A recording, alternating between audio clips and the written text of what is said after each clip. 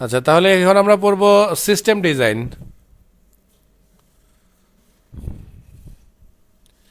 অনেক কিছু আছে, আমরা মেজর অনেক কিছু জানবো এখান থেকে।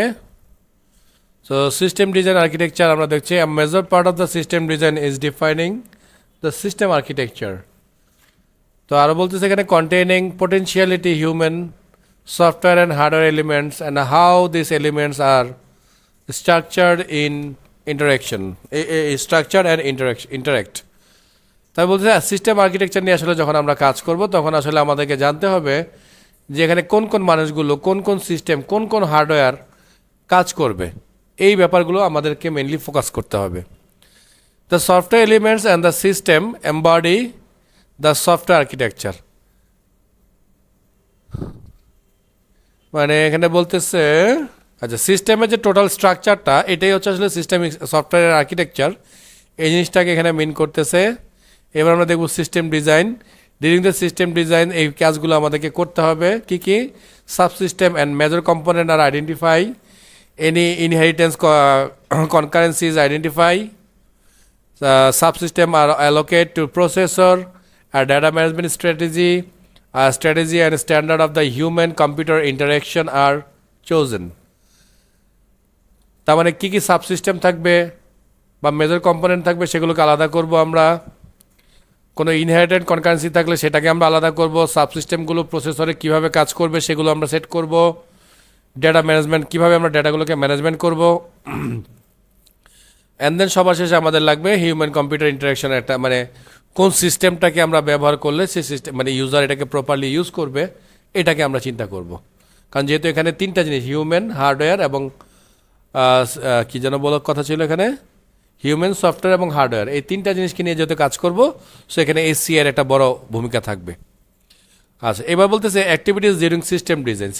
সিস্টেম ডিজাইনের সময় কী কী কাজ করতে হবে বলছে, কোড ডেভেলপমেন্ট স্ট্যান্ডার্ড আর স্পেসিফাইড, মানে কোডগুলোকে আমরা কীভাবে ডেভেলপ করব, স্ট্যান্ডার্ড কি ফর্মুলা আমরা বা কোন স্টাইল আমরা ফলো করব সেইটা আমরা আগে ডিসাইড করে নেব। কারণ এক একজনের মতো করে কোড করলাম, যখন আমরা কোলাবোরেশন করতে যাব তখন আমরা দেখলাম সর্বনাশ হয়ে যাচ্ছে, কারণ আমরা কেউ কোনো কিছু ফলো করে নেই। দেখা গেছে ভেরিয়েবলের নাম যখন চাইছে মনে মানে ক্যাপিটাল লেটার দিয়ে শুরু করছি, মাঝে মাঝে স্মল লেটার দিয়ে করতেছি, মাঝে মাঝে স্নেক কেস ইউজ করতেছি। এটাই বলছে যে শুরুতেই আমরা আসলে এই স্ট্যান্ডার্ডগুলোকে রেডি করে ফেলবো। The control aspect of the application are planned, মানে প্রোগ্রামটা কীভাবে কন্ট্রোল হবে, কীভাবে আমরা কাজ করব, এইটাকেও আমরা শুরুতেই প্ল্যান করে ফেলবো। টেস্ট প্ল্যান আর প্রডিউস, মানে কীভাবে টেস্ট হবে সেটাকে আমরা আগে থেকে রেডি করে রাখবো। তারপর priorities are the set of the design trade of, মানে যদি প্রায়োরিটি বেশি থাকে সেক্ষেত্রে আমরা সেটাকে একটু আগে করব, এই জিনিসগুলো আমরা এখানে সেট করব। ইমপ্লিমেন্টেশন রিকোয়ারমেন্টস আর আইডেন্টিফাইড, ইমপ্লিমেন্ট করার জন্য আমাদের কী কী জিনিসপত্র লাগবে সেটা আমাদেরকে সেট করতে হবে। মানে সব সিস্টেম বানানো হয়ে গেছে, এখন আমরা এটাকে কোথায় রাখবো এটা আমরা জানি না। আমরা অ্যামাজনে রাখবো নাকি আমরা এই ধরনের যে মাইক্রোসফট অ্যাজিওরে রাখবো, কোথায় রাখবো আমরা এখনো সেট করতে পারি নাই। তো বলছে শুরুতে এটাকে আগে চিন্তা করে রাখতে হবে, কারণ তাদেরও কিছু রিকোয়ারমেন্ট থাকে সিস্টেমের মধ্যে, সে অনুযায়ী যেন আমরা করতে পারি। এবার সফটওয়্যার আর্কিটেকচার সম্বন্ধে বিশাল একটা বর্ণনা দিয়েছে। A software architecture is a description of the subsystem and component of a software system and the relationship between this. মানে বলতেছে সিস্টেম এবং কম্পোনেন্টের মাঝখানে যে সম্পর্কগুলো আছে এই সম্পর্কগুলো আসলে বর্ণনা করা হয় এই সফটওয়্যার আর্কিটেকচারের মাধ্যমে। Subsystem and component R typically specified in different view to show the relevant functional and non functional properties of a software system. বলছে যে সাবসিস্টেমগুলো বা কম্পোনেন্টগুলো যেটা করা হয় ডিফারেন্ট ভিউ থেকে এগুলোকে আসলে বানানো হয়, এবং তাদের যে ফাংশন মানে তাদের যে ফাংশন এবং নন ফাংশনগুলো আছে এগুলো সবগুলোই আসলে একটা সফটওয়্যার সিস্টেমের জন্য আসলে খুবই গুরুত্বপূর্ণ। The software architecture of a system is an artifact, মানে সফটওয়্যার সিস্টেম মানে এই সফটওয়্যার আর্কিটেকচারটা পুরো সিস্টেমের জন্য একটা আর্টিফ্যাক্ট বলতে আসলে মিন করতেছে একদম মূল একটা ব্যাপার, একদম গুরুত্বপূর্ণ একটা টার্মস আর কি। It is the result the software design activities, মানে এটাই হচ্ছে আসলে সফটওয়্যার ডিজাইনের যে অ্যাক্টিভিটিসটা এটাই আসলে সফটওয়্যার আর্কিটেকচার থেকে হয়। এবার সাবসিস্টেম সম্বন্ধে বলতেছে, subsystem typically group together elements of the system that share some common properties. মানে সাবসিস্টেমটা কি সেটা বলতেছে, বলতেছে কিছু এলিমেন্টের একটা গ্রুপ বা একটা ক্লাস বা একটা মানে একটা ছোট পার্টও হতে পারে, যে গ্রুপ যে হবে তা না, সবসময় গ্রুপ ছাড়াও এটা সাবসিস্টেম হতে পারে। তো সচরাচর আমরা যেটা করবো, আমরা তো বলেছি যে আমাদের কাজগুলো যেটা হবে যতটা পারি আমরা ছোট ছোট ভাগে ভাগ করে করব, যেন কোডকে খুব বেশি মাত্রায় রিইউজ করা যায়। তো এই জন্য বলছে যে কিছু এলিমেন্টের একটা গ্রুপকে আমরা বলতেছি একটা subsystem. And object oriented subsystem encapsulate coherent set of the responsibilities in order to ensure that it has integrity and maintained। আচ্ছা যাই হোক, বলতেছে ইন অবজারভেটরি সিস্টেমের মধ্যে সাবসিস্টেম বলতে আসলে বোঝানো হচ্ছে কিছু এনক্যাপচুলেটেড সিস্টেমকে, যেটা আসলে অনেকগুলো কিছু কিছু জিনিস ব্যাপারে একটু আমরা হাইলাইট করে রাখবো, বাট এটা ফুল ফাংশনালিটিকে আমরা ওপেন করে রাখবো। ওকে,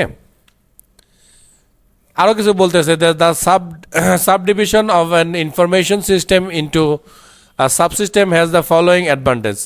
বলছে সাবসিস্টেম যদি আমরা ইউজ করি, যে কেন করবো আসলে সাবসিস্টেম, তার কিছু সুবিধা এখানে বলতেছে। তো বলতেছে it produces a smaller unit of development. তো যেহেতু সাবসিস্টেম, তাহলে কী হবে, পুরো সিস্টেমকে আমরা ছোটো ছোটো ছোটো ছোটো ভাগে যদি ভাগ করে ফেলি, তাহলে অবশ্যই ছোটো একটা পার্ট হয়ে যাবে। তো ছোটো ছোটো ছোটো ছোটো পার্টে আমরা এটাকে ডেভেলপ করবো। It help to maximise reuse the component level. বলছে যেহেতু ছোটো ছোটো পার্ট হবে, তাহলে মানে এটাকে রিউজ করা যাবে প্রচুর মাত্রায়। It helps the developer to cope with the complexity. অনেক কমপ্লেক্স প্রোগ্রামকে যদি আমরা ছোটো ছোটো ভাগে ভাগ করে করি, তাহলে যেটা হবে কমপ্লেক্স জিনিসটার কমপ্লেক্স মনে হবে না। তো এটা আসলে ডেভেলপারের জন্য আসলে একটু সুবিধা হবে তখন। ইট ইমপ্রুভস মেনটেনেবিলিটি ইজি হয়ে যাবে, কারণ যেহেতু আমি ছোটো ছোটো ভাগে ভাগ করে রাখছি, যদি কোনো ইরর আসে তাহলে ছোটো একটা পার্টকে ঠিক করলেই হয়ে যাচ্ছে, আমাকে মেজর পার্টকে আর ঠিক করতে হবে না। ইট এইডস পোর্টেবিলিটি। বলতেছে এটা আসলে পোর্টেবিলিটিতে সাহায্য করে। পোর্টেবিলিটি বলতে যেমন একটা জিনিস এক জায়গায় নিয়ে যাওয়া কি মিন করছে, কিন্তু এখানে বোঝা যাচ্ছে একটা কম্পোনেন্টকে অন্য একটা কম্পোনেন্টের সাথে ইউজ করাটা এখানে আরও বেশি সহজ হয়ে যায়। Each subsystem provide service for the other subsystem and there are two different style of communication that make it possible. বলতেছে সাবসিস্টেম আসলে কী করে, কিছু সার্ভিস শেয়ার করে, কিছু মেসেজ পাস করে, তাই না? তো একটা সিস্টেমের সাথে একটা সিস্টেমের কমিউনিকেশন করবো, বলছে এই কমিউনিকেশনের স্টাইল আবার দুইটা, কি একটা হচ্ছে ক্লায়েন্ট সার্ভার, একটা হচ্ছে peer to peer. Client server বলতে কি, খুব সিম্পলি বলে দিচ্ছি, ধরেন আমি এই কম্পিউটারে বসে কোন একটা কমান্ড করতেছি, সে আমাকে একটা ডিরেক্টলি একটা কাজ করে দিচ্ছে, এটা হচ্ছে client server relation. R pair to pair মিনে বলতেছে ধরেন আমি একটা কমান্ড দিচ্ছি, ওই কমান্ডটা কমপ্লিট করার জন্য সে ইন্টারনালি আরও দুইটা তিনটা সাবসিস্টেমের সাথে কাজ করতেছে, তখন সেটা হবে পেয়ার টু পেয়ার। এই যে এখানে দিচ্ছে কমিউনিকেশন, মানে একটা ক্লায়েন্ট একটার সাথে একটা কমিউনিকেশন করতেছে কীভাবে দেখেন, এখানে দেখাচ্ছে।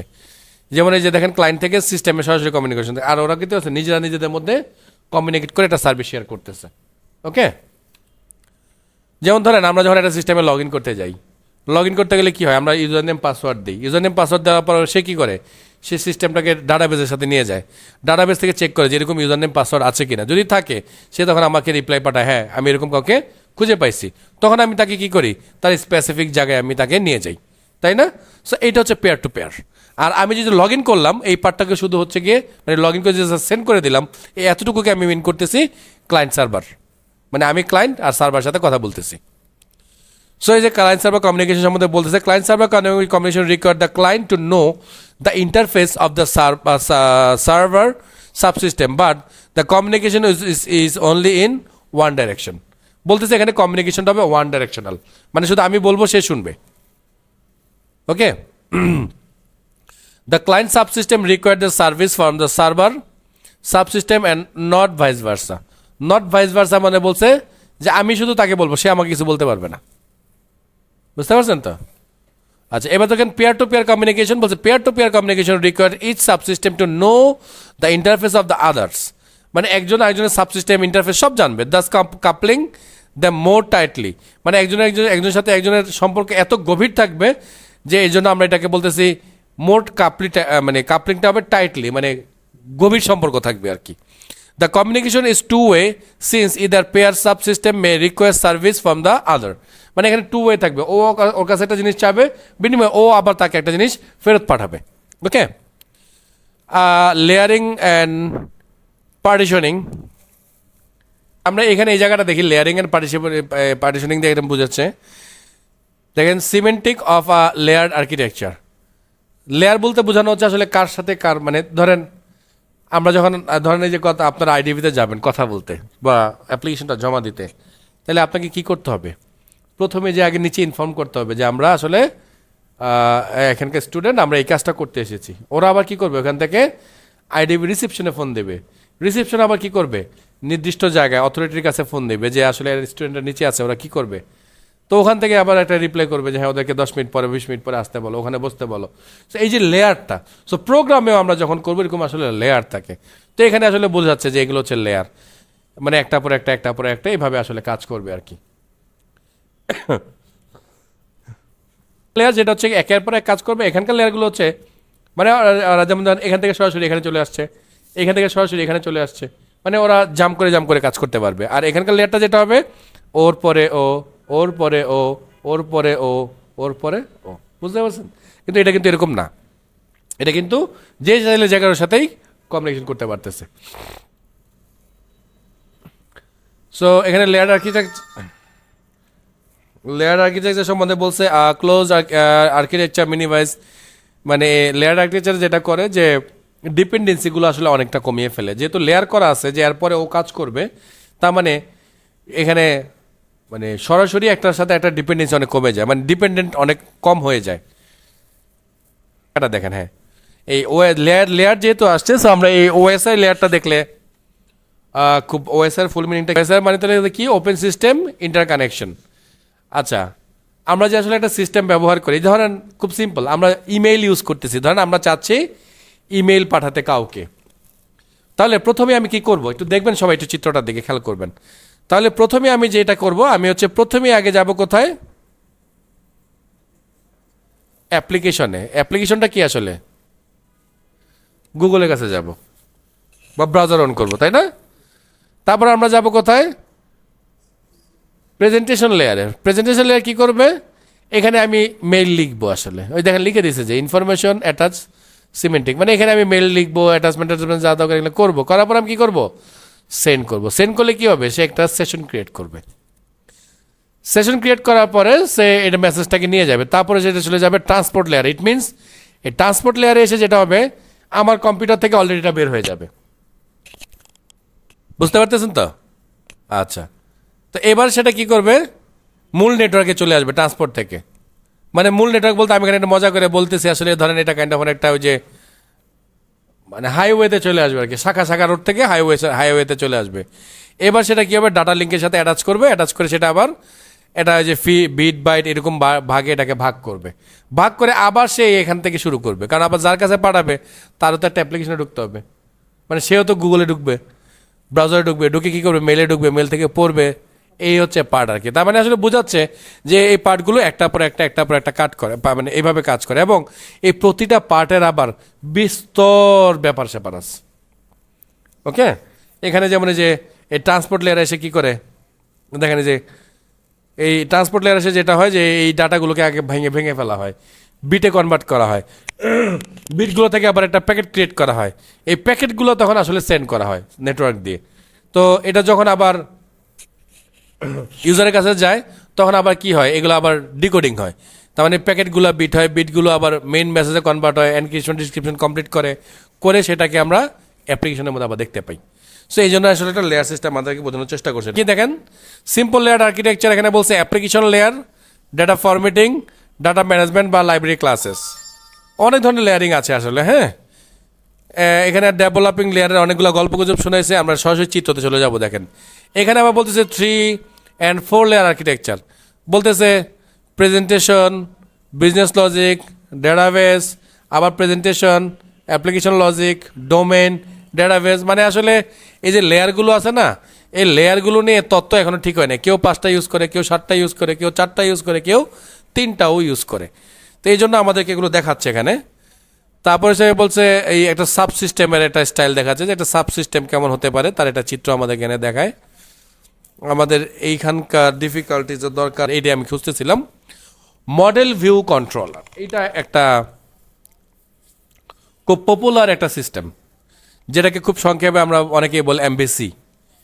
হ্যাঁ, তো এই এমবিসি ফরম্যাটটা একটা পুরো সিস্টেম বানানোর জন্য খুবই গুরুত্বপূর্ণ। কেন গুরুত্বপূর্ণ দেখেন, এটা আমার আমার আমার দাঁড়ান,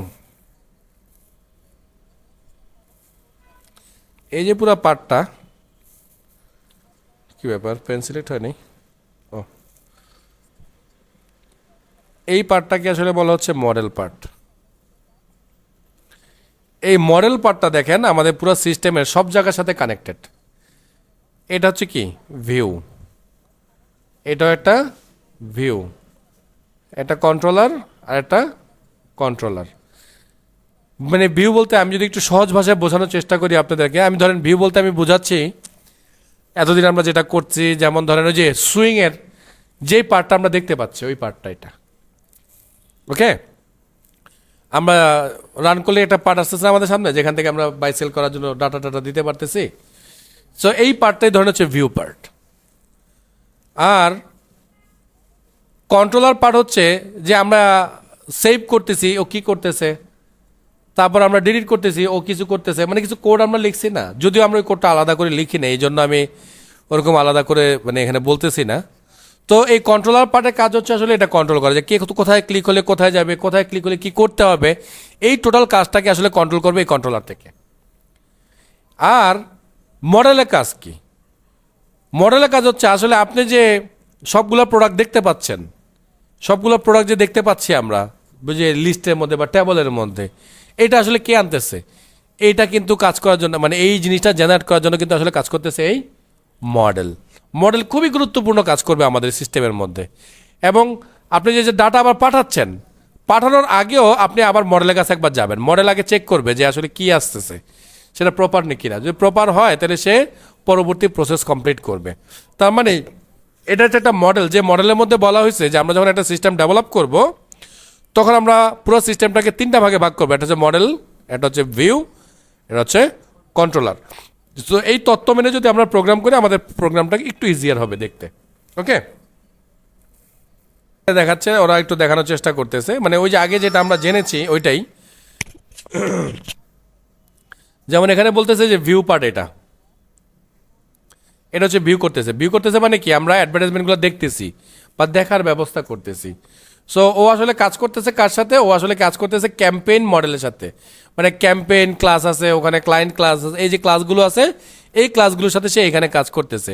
আর আলটিমেটলি পুরো কাজটা আসলে কন্ট্রোল করতেছে কে? একজন কন্ট্রোলার, মানে একজন স্টাফ এটাকে কন্ট্রোল করতেছে। সো একটা সিম্পল ভিউ দিয়ে আমাদেরকে এটা বোঝানোর চেষ্টা করতেছে। আসলে আমরা ইউজার হিসাবে কাজ শুরু করি এখান থেকে, কাজগুলো আস্তে আস্তে এদিকে চলে আসে আর কি, ওকে। এবং মাঝখানে এই টোটাল প্রসেসগুলো কমপ্লিট হয়।